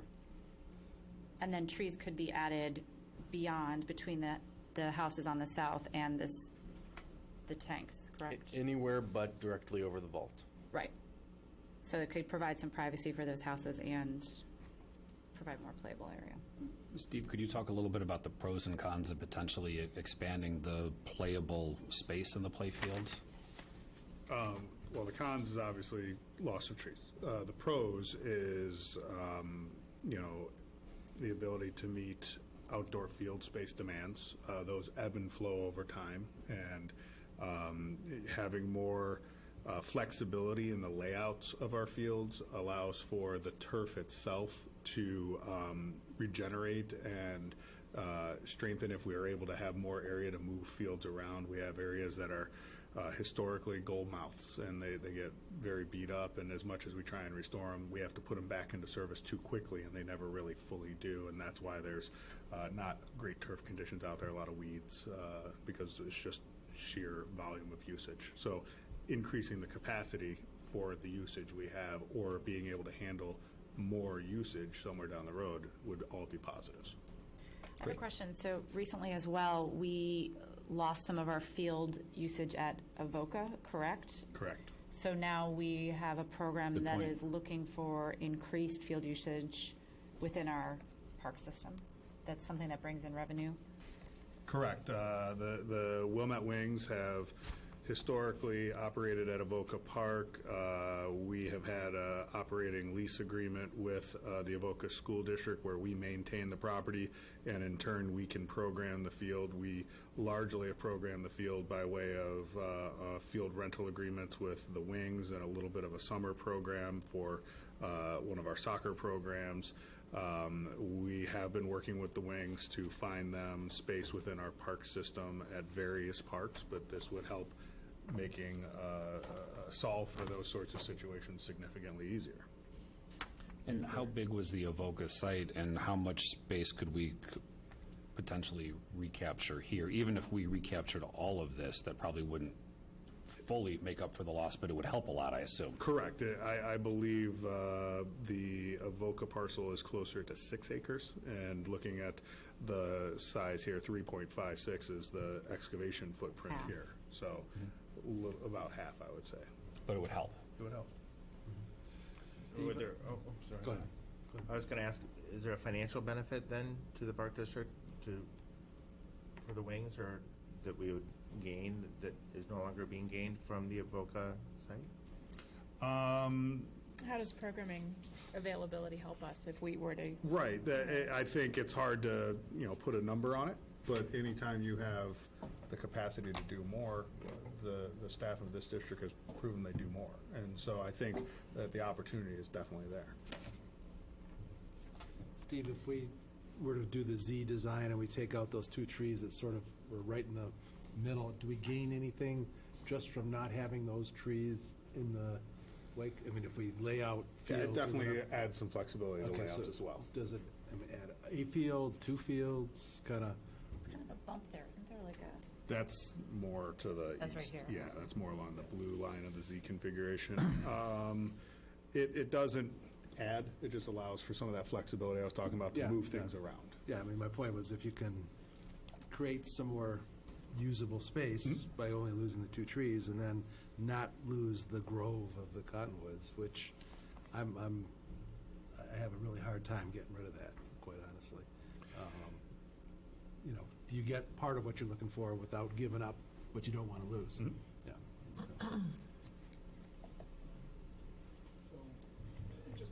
Sorry, I'm going to jump in just to finish up, and I apologize. So you were talking about 3.5 acres potentially of more usable space again in that Z. Is that a half an acre? Is that 2.5 acres? I mean, it looks like it's not a very large additional space. Do you have any sense what percentage of the 3.5 you were talking about that might? Yeah, I don't have a guess, Mike, but Commissioner Murdoch, the bottom line is I don't think it adds any space. I think That's what it my does sense. is instead of fields running north-south, running east-west, you have a little bit more flexibility to ease the heavily worn areas, but you're not adding to your capacity. Got it. Sure. I have a few comments. So I have to admit, a year or more ago, going into the stormwater, I was pretty skeptical. I didn't want to talk to the community about it. And I felt I learned a lot from these conversations. One of the things that I learned was that, particularly in West Wilmette, this project enjoys a lot of broad support. And that people were fine with the idea of using the parks for the tanks. I mean, I'm kind of stating the obvious here, but I didn't know that going in. There are parks and there's recreation, and they're not the same thing.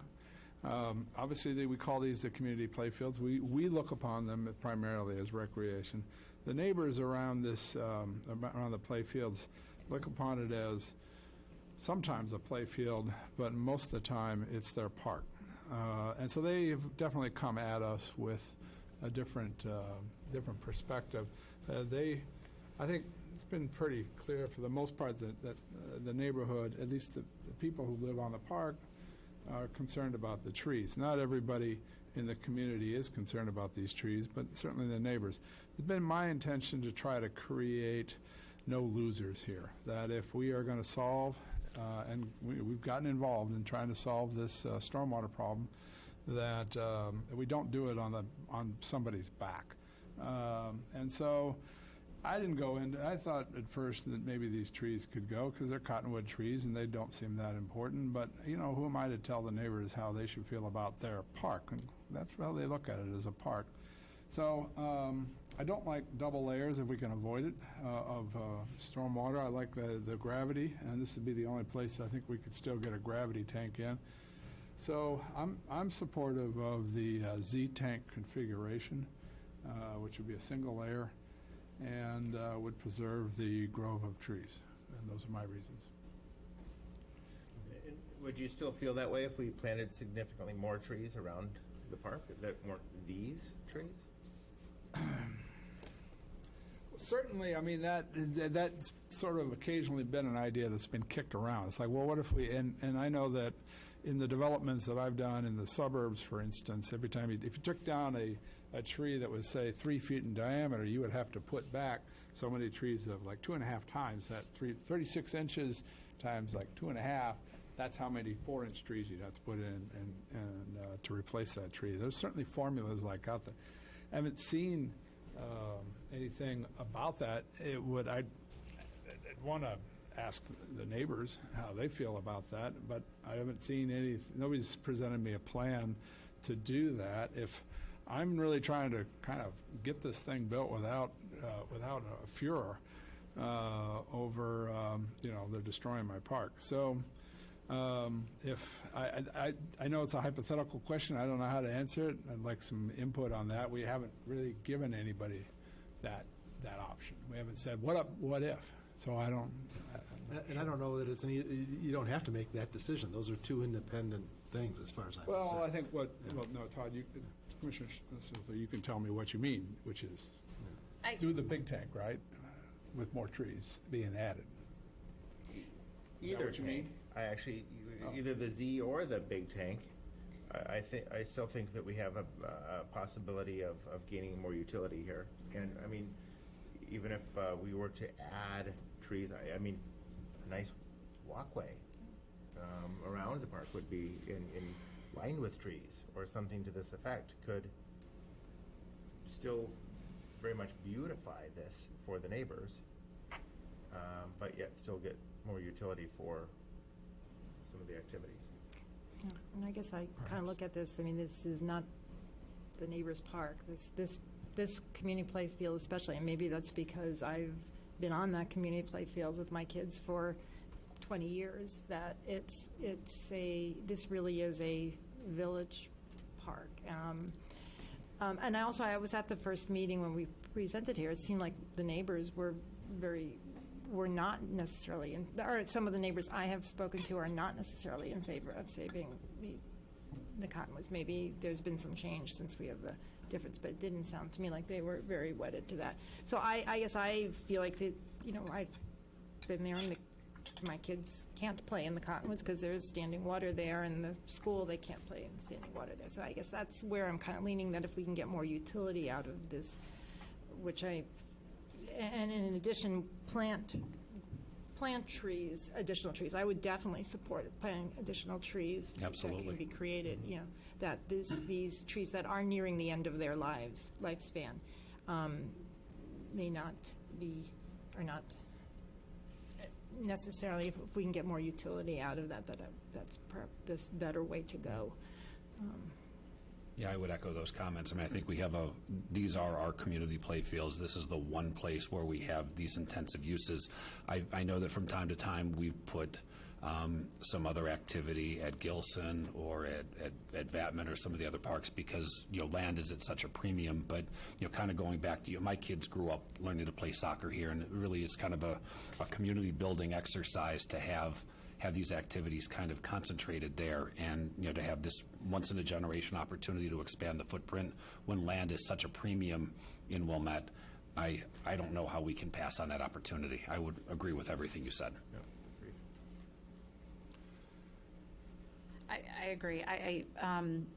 This is like my park. If everyone had a park that was closest to their house, this would be mine. So this is, I walk my dog through here. My kids play soccer and baseball and everything here. So this is kind of my park. And my kids go to school there as well. And I do think that I have concern about these trees. The fact that some of them are over their expected lifespan. They're not the greatest of trees. They tend to have branches that break very easily in storms. Is that some sort of a hazard for people in the park?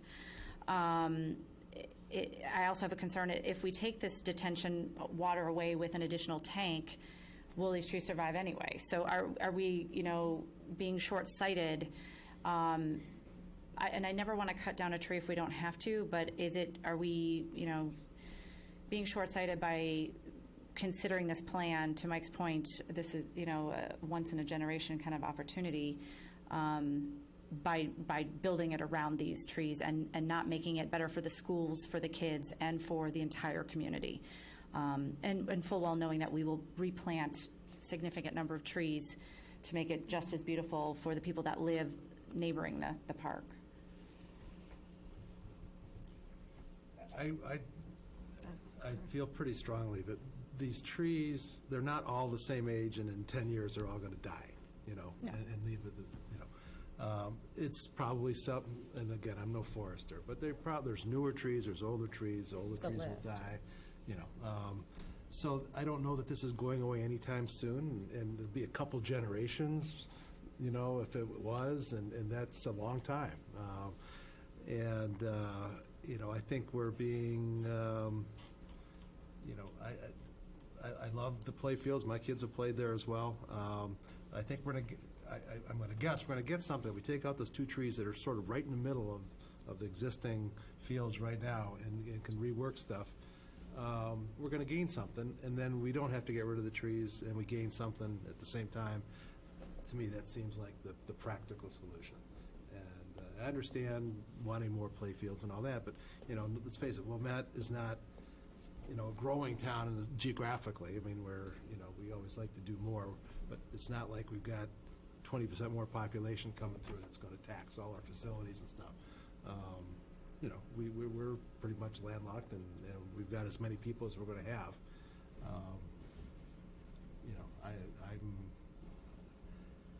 I would think long and hard before getting rid of a whole stand of trees like that. I wouldn't vote to do it. Any other comments? It seems we're all kind of across the board on different options, and unfortunately, this is the one the village wants the most information on because this is going to be their first one. Well, I don't know if I've heard anybody advocate for the L plan. Is that correct? Anybody? I don't think that's the, We're gonna lease The one with the pump? the pump, the two-level L plan. Did you advocate for it? No, I didn't. Okay, I'm- so, I'm going to make a motion to, Favorite? You know, I tend to think if we can dig a little deeper and have a double layer, it gives us more advantages in terms of the total surface footprint. So I tend to be more in favor of that type of configuration. I personally am not a fan of cottonwood trees as a type. It is just not my favorite. But I know that at the meetings that I attended in the few weeks after, there was some real concern for the cottonwood trees among Pomona Lane, and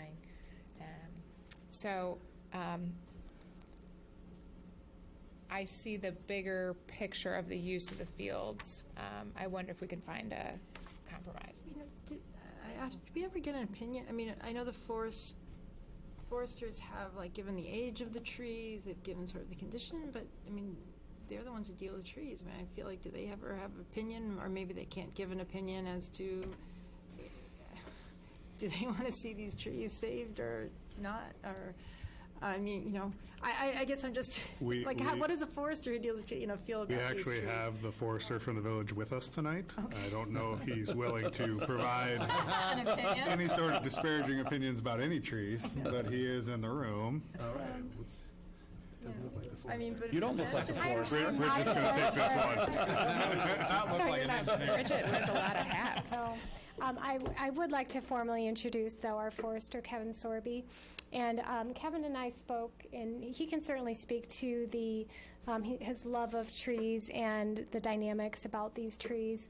But I'm not sure, as you noted, it's fair for him to give an opinion on which vault works best. So, Kevin, please share your knowledge.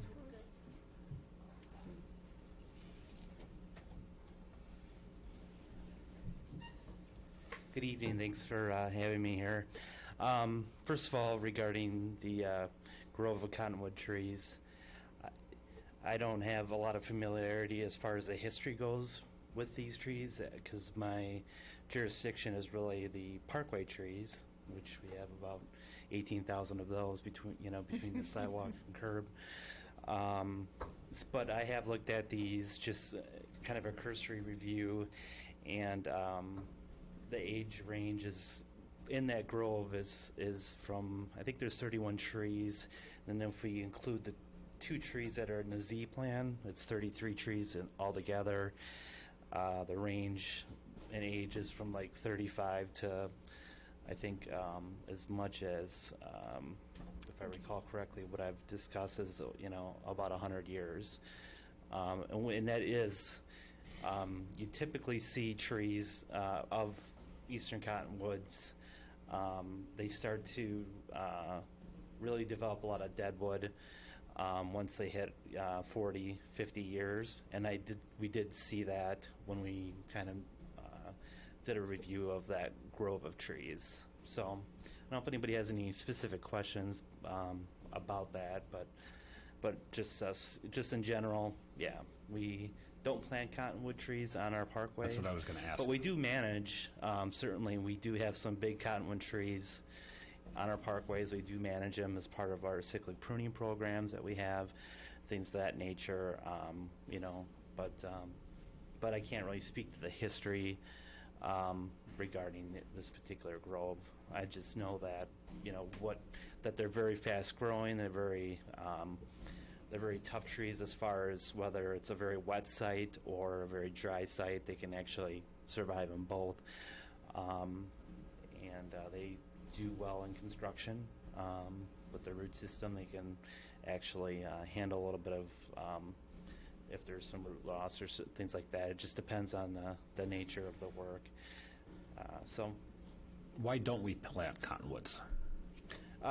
Well, there's other, there are several other genus, like this is populous deltoids is what eastern cottonwoods are. We plant populous, we plant some aspens that fall under there that are a little bit stronger, wooded and not as, again, we're looking to plant trees that are and, you know, we don't even have nurseries. Our contracts with our nurseries don't even have like eastern cottonwood trees that we can go and say, hey, we want to plant 15 of these along our parkways. And I would not plant them because they are typically short-lived trees, and they are prone to storm damage, much more than, say, oak trees and hickories, things of that nature. They're native, right? Yes, they are.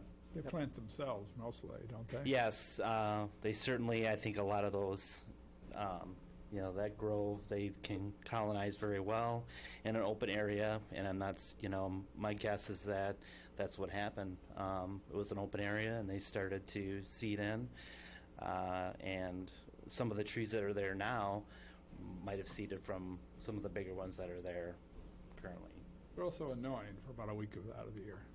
Pardon me? They're also annoying for about a week out of the year, right? I do hear about that.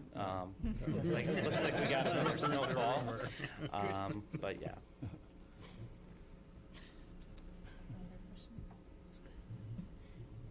Thank you. Thank you. Appreciate it. Thank you. So it looks like we're all kind of, or it sounds like we're all kind of in different places with this. I don't know if there's a way for the village to come up with another alternative that would give us some more playability, but keep some of the, I don't know. I don't know I think what there the- might be support for the original plan, so I'd like to have people, the commissioners vote on the original plan, which would maximize the playable space moving forward. So I don't think we can vote because it's Okay. not on the agenda, but we Oh, can we kind of, can't? no. Okay. So we can go around though and kind of give our thoughts on which plans you would like to see and kind of take a straw poll that way. And I think a lot of us could be swayed one way or another based on, you know, information. So I don't think it's a done deal, but we'll start with Commissioner. I think I would support the original plan, Original plan. or the other gravity-fed Okay. plan for this one. But either one, I would still like to get more utility out of the fields. Okay. Yeah, I think I'm the same. I mean, I would support the original plan. I don't think I would want a pump-driven in this. So it would be either this plan or Z plan. But I guess I tend to lean toward the original to be able to get more useful playfield space here. Julia? Yeah, I too am in favor of more usable space. I prefer a deeper vault solution because it disrupts less of the park, and I recognize that the village will make decisions based on the input we provide. So if you had to pick one of the plans. I prefer Z or L. Okay. I would not support the original plan, not just because it's the most expensive one. I would prefer the Z plan, and, you know, if I had to compromise, I would go with the L plan, but Z would be my favorite. Brian? Likewise, what Gordon and Julia said, I'm deferring to the neighbors, and I know it's everybody's park, it belongs to the community, but I'm, again, trying to create winners, not losers here. And so I'm going to go with either Z or L and preserve the cottonwoods. And I would, strongly support the original plan because I think for this park, the most important consideration coming out is the increase of playable and usable space, and it's the only plan that creates a significant amount of additional, playable and usable space for flexibility for both now and into the future. Okay. I agree. I think that we need to be looking at more playable and usable space. However, I don't want to take out all the trees, and I wish there was a way to keep some of them and keep some people happy and make some more playable space. I'm also more concerned about the area that's that detention area with the swampiness, and if there's some way to fix that with this project, that I really feel strongly about making the entire park more playable with the drainage. So I don't know how that plays into this as well. So I think that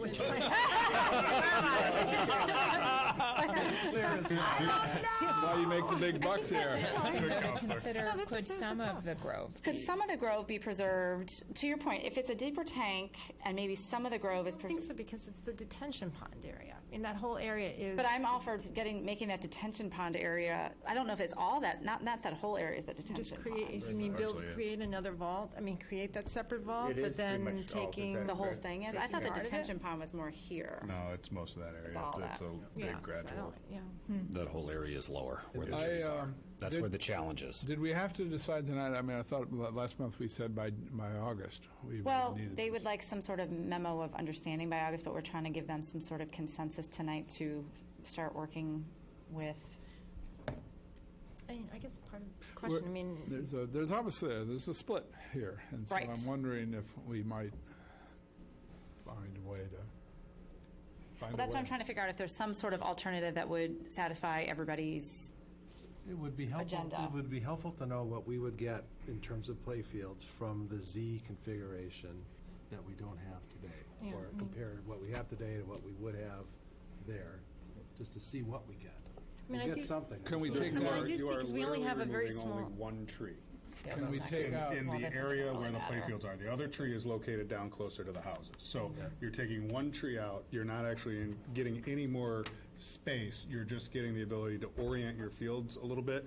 I actually pulled up the current Google Maps. You can see we're all around that tree, so it's really not going to add a So whole it's lot. not limiting a field that might otherwise be there. You would be able to put another larger field there, but we are circling that tree currently with our smaller fields. And that other small tree, so you're Right.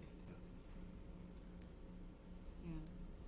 So it doesn't do a lot for additional space, but That's good to know. That's good to know. I think that's important information, and, you know, to the extent we could plant along the back of North Meadow Drive some replacement trees, even while we evaluate and, you know, That's a great point. take Sure. over the Cottonwood Grove, fill it, perhaps use the fill to create a sledding hill, as noted by a community member at one point in the discussions.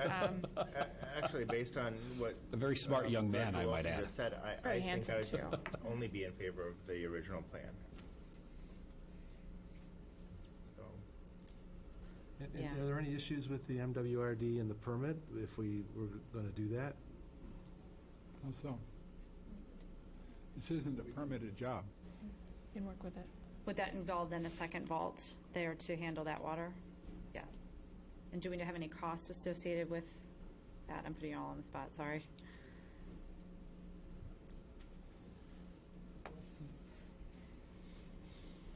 Any issues with the MWRD and any costs? Was that the question? Okay. Sorry, for those of you at home, we're getting answers. But what was the question? I'm not sure that I got the question. What the additional cost? What the additional cost would be to put, because you'd have to put an additional vault to handle the water that's there now. It could Under be which scheme? Under the, under any of them.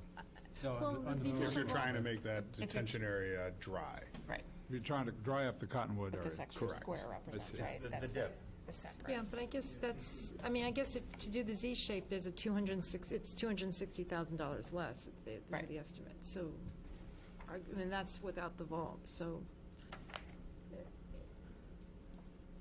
at the most, it would be 260,000, it might be less. And isn't some of the savings from going deeper? Yeah. Yeah. So we could go deeper no matter the configuration. Yes. But then you're in the, But now you're into Nothing the limits cost, the the depth cost in of. this. And actually, just Under the picking up on that, Yeah, and then it starts. just picking up on that, because obviously, I think we were all struck by how much less the deeper configurations of the different locations would cost. But I guess my question is, in the long run, are they really less expensive because there's additional maintenance? And it's not clear in my mind. Could somebody go through the economics with me? I think we've heard from everybody on this board that we'd like to find ways to reduce the cost to the village. Are the projects that are less expensive on the front end less expensive over the life of the project? That wasn't clear to me. Maybe I had somebody a could answer similar that. question. The memo. 26,000, they estimated $26,000 a year to have a pump operating with the the maintenance and all that. So you, It becomes a public works item. right, so they but estimate, so if you're saving relatively modest. $800,000. We had this item come up too. Last time. Yeah. I'm just trying to do the math quick. And So it's the- $800,000 saving, that's about 40 years, and then it starts being more expensive to have a pump system. Well, it probably increases in expense too, as the economy, it's not over time too. So it's not really it's 26,000 a year, it's 26,000. Well, I think that's what they estimated over the life of that. That's 20. 20,000? 20. 20,000, okay, But that's it's easier to remember. today's So yes, dollars. 40 years, that's 40 years. But, well, yeah, but I think they were taking that into consideration.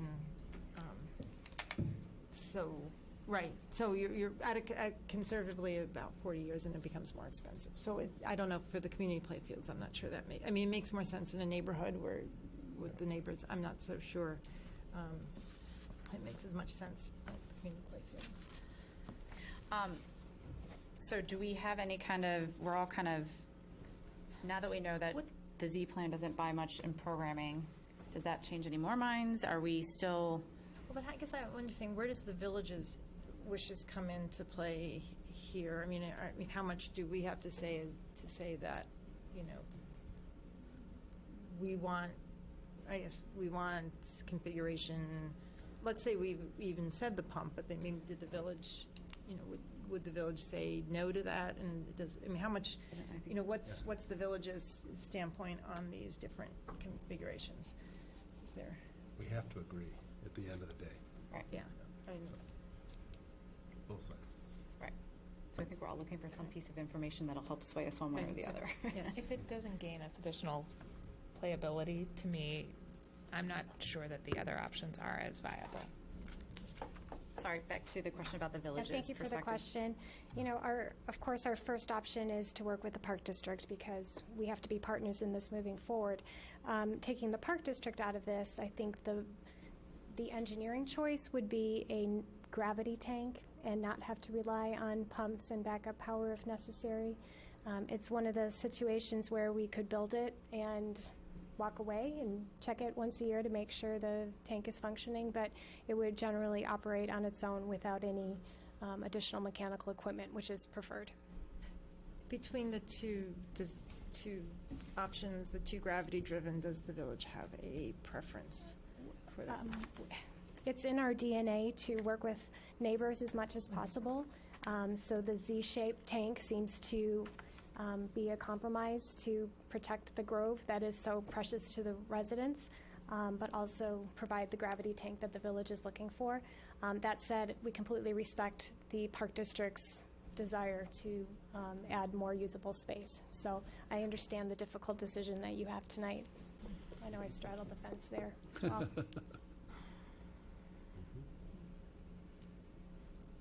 Thank you. Any other? All right, so we need to come to a consensus, and I would love for everybody to somewhat be on the same page rather than it being a lopsided one. What other? Lopsided's okay. It means somebody's an outlier. Correct. you know. That's true. Yeah. But is there any other information that would help make a concerted decision, or any options that you could think of that might make the plan more palatable? I think it simply comes down to more trees or more playable space. I think that's it in a nutshell. More trees I don't know or if you can say- Saving, trees or these trees? well, no, these trees, I'm sorry. It's either these trees Because or more trees- playable yeah, we space. can- Because I'd be we all can for plan. more trees. I'm all but for more not trees, too. These trees. Right. I think that's a well good point. said, right? If we can come up with a solution that increases playable space and supports trees at a certain Because size. I can actually even see this as being a benefit overall if we planted more trees for the residents that surround this, that they would have more privacy, they would have Maybe more of a cushion, preferable maybe for trees. some sound. maybe Better some- trees. And one of the things we heard with the Thornwood Park is that the kids like to climb the trees and put hammocks and all that kind of stuff up. These are not kind of trees that you can do that with, but that is something that we could implement as part of a new landscaping plan. So it would be and more of especially a if we natural planted playground. significantly more trees, but strategically instead of right in the middle of the field. Right. It's a great point. And that is also something that, in thinking forward of things that we'd like to ask from the village, is some sort of landscaping plans in these parks that when they do come put back together, we're putting in the right trees in the right places and those kinds of things. And you could do, like along the pathway, you could do a grove of trees just going, that would be very nice. I don't have a plan that has more trees, so I'm just going off of what I've got. So not to say that a better plan can't be developed, but given these two options, I'm sticking with where I've been. So if somebody can give me an option O, I don't know. No plan talks about, I mean, it doesn't even talk about planting trees. Well, not just me, but I'd like, float this out there, because, I'm responding to the neighbors' concerns, and so I would want to see, what is this other plan? It's a hypothetical plan at this point. So, I think what's tough is, I don't know what % design stage this is, but this is pretty early, and we're looking for landscaping and space usage, which is very late in the process. I'm inclined to trust that it will help us resolve and meet both of the needs, both the need for the park and the neighbors, as well as our space utilization requirements. So I am going to adjust my preference to the first option. Did we get an answer on kind of what we thought would have to do with the MWRD at a village level to make that first or the original one happen? I mean, is that going to be an issue? Is it going to be something they'll roll over, just? You mean in terms of the other? Well, we have a permit, and we're going to undo everything that we've got. So what happens then? Hello. Does that add more cost to, the original option? Yeah, great question. Darren Olson with Christopher Burke Engineering. We went down and met with MWRD and talked about different options for this park. And one of them was, taking the detention from the surface and moving it underground. And we talked in detail as to how we would do that. And it would be a separate tank for the stormwater detention underground. And that's the L bit that's there. Is that the little piece that's on? Yeah. Okay, That is correct. That's correct. Yep. So it would have to be a very distinct and separate chamber that would release the very same way that it does now, as Matt had described, through a restrictor structure. Okay. So there's at this point, you would expect no issues then? No issues. I mean, permitting through MWD is not fun, but we can get through it. And that was contemplated in the original plan, as evidenced by the, yes. That's correct. You would meet the formulas. That's Yes. what you would have to do. Right. We'll design it to the formulas, and you would expect an approval. That's correct. So that additional tank cost is built into the original cost? Yes, I believe that is in there. Okay. Yep.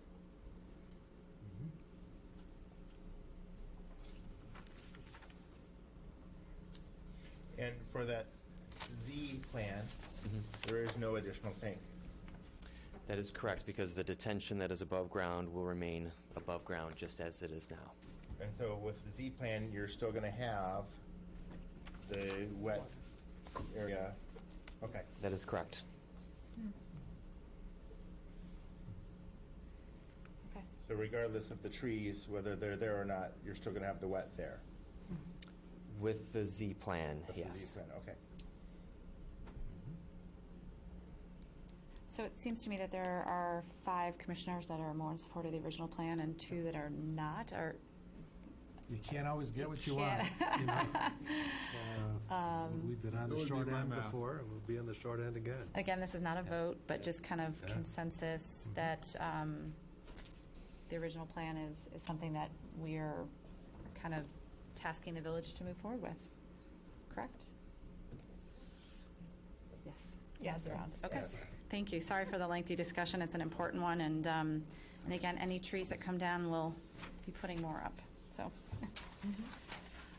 okay, sorry. I think that was it on our unfinished business. Next on our agenda is new business. I don't think there's anything on here. Does any commissioner have any new business before the board? Hearing none, I will move to adjourn. All those in favor? Aye. Thank you.